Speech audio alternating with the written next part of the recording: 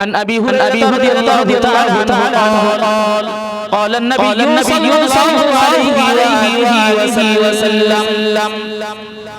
رسول أكرم صلى الله عليه وسلم একদিন আবু বকর রাদিয়াল্লাহু তাআলা দিয়া বলেন এ আবু বকর তোমার জীবনের সুবহানাল্লাহ কত রাসূল আকরাম সাল্লাল্লাহু আলাইহি ওয়াসাল্লাম বলছেন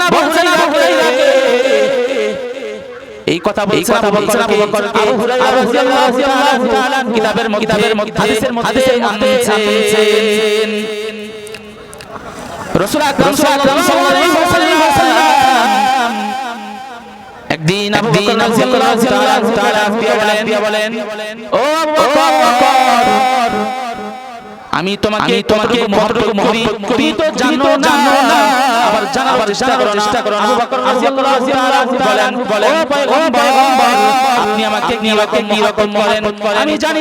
না কিন্তু আমি আবু বকর আপনাকে আমার জীবনের চাইতে বেশি মহব্বত করি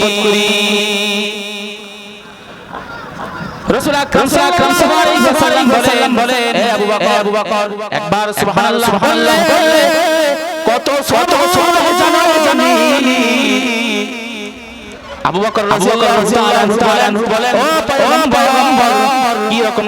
সওয়াব আমার তো জানা নাই আল্লাহর রাসূল সাল্লাল্লাহু আলাইহি ওয়াসাল্লাম বলেন পাহাড়কে তাকাইয়া দেখো সেই উহুদ পাহাড়কে যদি 70 করা হয় একবার সুবহানাল্লাহ বলার পরে লাস্টে যে সুবহানাল্লাহ শব্দ বাইর হয়ে যায় ওই শব্দ তোমার 70টা উহুদ সমানের হইয়া যায় রাসূল আকরাম সাল্লাল্লাহু আলাইহি ওয়াসাল্লাম ডাকতেন এ আবু হুরায়রা এ আবু বকর রাদিয়াল্লাহু তাআলা আনহু সুবহানাল্লাহ শব্দটা দিয়ে দিলাম এখন তুমি সুবহানাল্লাহ শুনে নাও আবু বকর রাদিয়াল্লাহু তাআলা আনহু বলে ও পয়গম্বর সুবহানাল্লাহ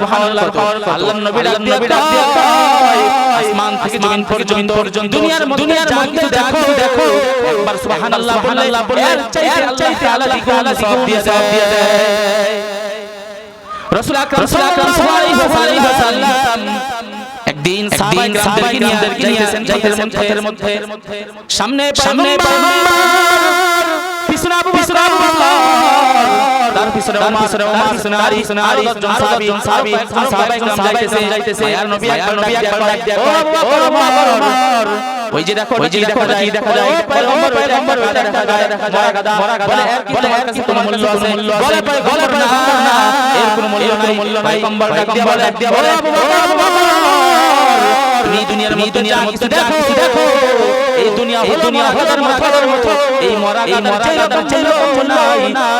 তুমি এই জীবনের চাইতে তোমার কাছে মূল্য নাই আল্লাহ তাআলা বলেন কুল্লু মান আলাইহা ফান ওয়া ইয়াবকা ওয়াজহু রাব্বিকুল জালালি